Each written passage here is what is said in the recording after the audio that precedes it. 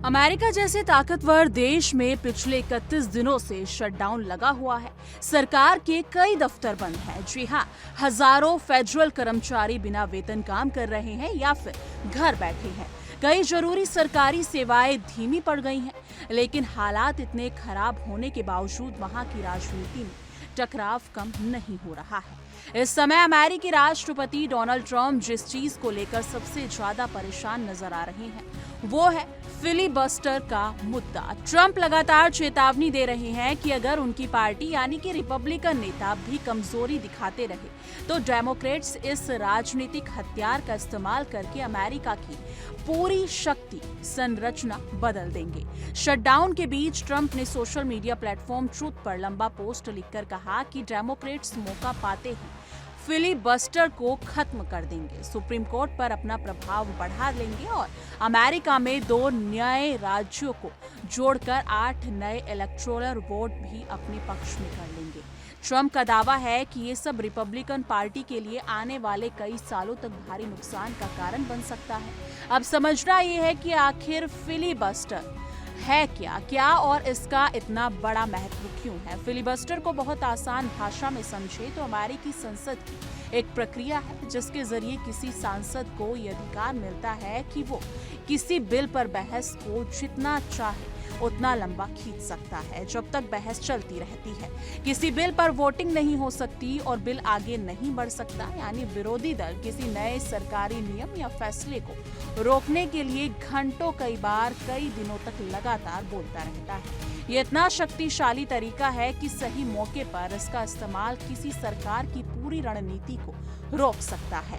अभी कुछ महीने पहले अप्रैल 2025 में डेमोक्रेट नेता कोरी बुकर ने रिकॉर्ड बनाते हुए 25 घंटे तक लगातार बोलकर फिलिबस्टर का इस्तेमाल किया था। इस रिकॉर्ड ने पूरे अमेरिका में चर्चा छोड़ दी थी। ट्रंप की चिंता इतनी बढ़ गई कि क्योंकि ये स्थिति सिर्फ एक शटडाउन की ही नहीं, ये उनके पूरे राजनीतिक भविष्य से जुड़ी लड़ाई बन चुकी है।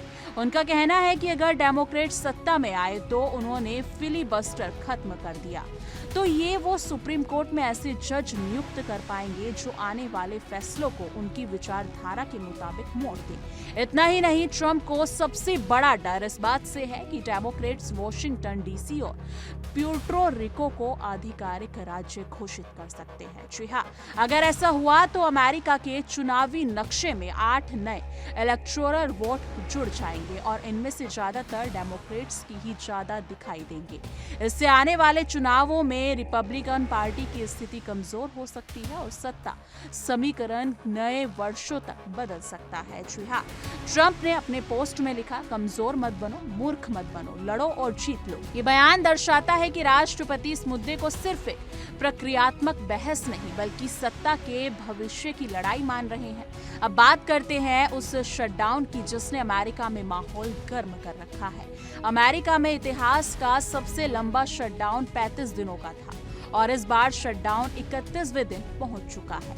यह स्थिति ट्रंप के कार्यकाल में पहली बार हुई है। ट्रंप ने शटडाउन की जिम्मेदारी डेमोक्रेट नेता चक शुमर पर डालते हुए इसे शुमर शटडाउन नाम दे दिया है। हालांकि इस नाम से जनता के बीच क्या असर पड़ा है यह भी साफ नहीं है, लेकिन इतना तय है कि लगातार बंद पड़े सरकारी दफ्तर, प्रभावित सेवाएं और परेशान जनता, इन सब ने मुद्दों को काफी गंभीर बना दिया है। शटडाउन के दौरान बजट पास नहीं हो पाता और सरकार के कई विभाग बिना पैसे के काम नहीं कर पाते, इसलिए शटडाउन जितना लंबा चलता है उसका असर उतना ही गहरा हो जाता है। ट्रंप की अपनी पार्टी यानी कि रिपब्लिकन पार्टी भी इस मुद्दे पर बटी हुई नजर आ रही है। कई रिपब्लिकन नेता चाहते हैं कि फिलिबस्टर को बिल्कुल ना हटाया जाए क्योंकि एक दिन सत्ता बदलने पर यही हथियार उनके काम आ सकता है। यानी एक दोहरी तलवार है। अगर इसे अभी खत्म कर दिया गया तो डेमोक्रेट्स आने वाले समय में आराम से अपनी नीतियां आगे बढ़ा पाएंगे, लेकिन अगर इसे नहीं हटाया गया तो डेमोक्रेट्स इसका इस्तेमाल सरकार को रोकने के लिए कर सकते हैं।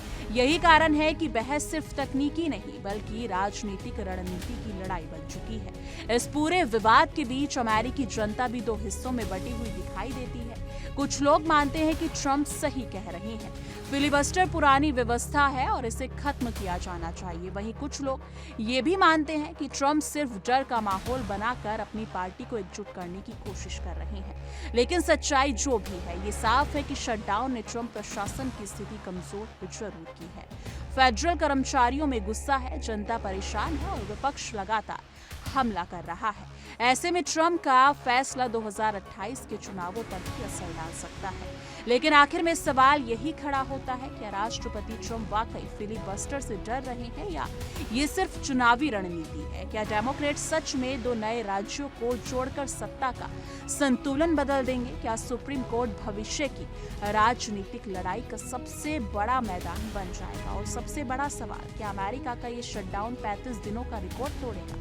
आने वाले दिनों में ये राजनीतिक लड़ाई और तेज होने वाली है। अमेरिका की राजनीति अब भी हिलती है, उसका असर पूरी दुनिया पर पड़ता है। यही कारण है कि दुनिया की निगाहें आज भी व्हाइट हाउस की हर हरकत पर टिकी हुई है। लेकिन इस मुद्दे पर आपकी क्या राय है? कमेंट सेक्शन में जरूर साझा कीजिए।